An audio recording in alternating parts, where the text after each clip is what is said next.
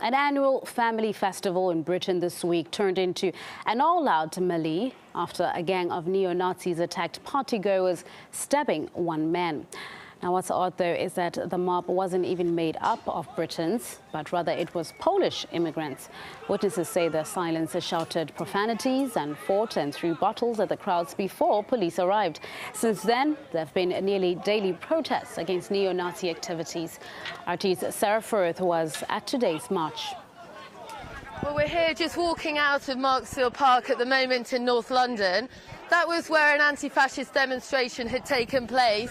And now you've got some of the demonstrators have left the park and they're marching out onto the streets of London. Peaceful demonstration today? Depends. If the Nazis come, there will be no peace. Is that the best way to fight neo-Nazism? Violence with violence? They're so stupid that you cannot... What's that? The only way to fight Nazis is to fight them, not to stand there and say, we don't like you. We know we don't like you. They know we don't like them. Do you not think there's a danger of provoking more violence? Provoking more violence? Don't you think they've been violent enough? It's about time they get squashed. An action. We're just a reaction to an action. When Cricklewood had to face Nazis last month, we were there. Yeah, whether the British Nazis, Polish Nazis, Azerbaijani Nazis, we don't give a shit. If you're nationalist and you're racist and you're fascist, then we have to squash you. Because look what happens when it gets out of control. Look to Odessa. Go look to Odessa. And so that's what today's protest is about. They're not technically allowed to be on the streets here marching like this. Police say at this point it's actually going to be more hassle to break them up, essentially. Now, there have been a number of arrests that have taken place today already. The demonstration itself, incredibly well policed. There's a strong police presence there. You can still see the police are monitoring closely what's going on as the group take to the streets of London. For more perspective on what happened and cultural polarization in the UK, let's talk to British race relations activist Lee Jasper, who joins us live now. Mr. Jasper, you're live on RT International. Thank you for being with us. Now, there are now daily anti-fascist rally taking place in Tottenham. Has this incident struck a chord? I think so. I think that any time, particularly in London, but equally in other parts of the country, that neo-fascists make an appearance threatening violence, the response of local communities, trade unions, community organisations is usually immediate and extraordinarily effective. And that's why in Britain we don't have a history of large-scale mass neo-Nazi movements.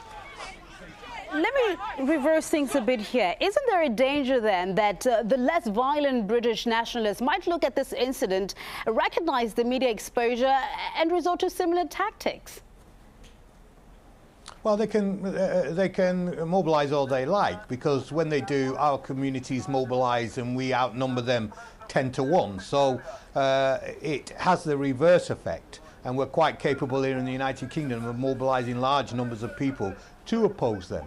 So any time that they do take to the streets, it's incredibly important that they're met with mass resistance from as many people as possible.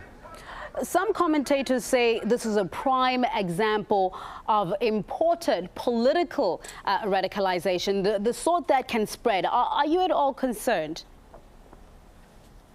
Well, one always has to be vigilant and concerned, and particularly when one looks across the European Union after the European elections and the drift to extreme right, and in some cases openly neo-Nazi parties, then that is of great concern not just to the people of Britain, but I would have thought to all peace-loving people right across Europe. I think what's happening is that austerity is acting as a magnifying glass to amplify existing disadvantage, existing anxiety, existing anger. And what's being whipped up as a means of scapegoating minorities, Muslims, lesbian and gay communities is this climate of fear where governments, politicians and the media begin to promote and whip up hostility to minority groups. It's a classic example of what happens in Europe during times of economic stress, and we know where this leads in the past. Touching a little bit more on that, there has been a lot of nationalist sentiment growing in not only Europe but also in Britain. Do you expect it to grow even more? Well, I think if austerity continues and the poor continue to suffer increased homelessness, increased youth unemployment, 0 hours contracts, these are the things that bring anxiety into people's lives. And when people get anxious and concerned for their future, the future of their children, of course they get angry. The issue is that at the moment politicians are directing that anger not to the bankers and the rich institutions of Europe that led to the economic crisis, but to the vulnerable in society. Those on welfare, those unemployed, those who are migrants, those who are elderly, and other minority communities. And this is an extraordinarily dangerous sign. And while we don't have the problem here in Britain in the same scale as other places on continental Europe, nevertheless our history as a country and the history of Europe tells us that we must be at all times extraordinarily vigilant lest the poison of neo-Nazism begins to get a mass base. Thank you very much there. We'll leave it there. Lee Jasper, British race relations expert, joining us here on RT for your point of view.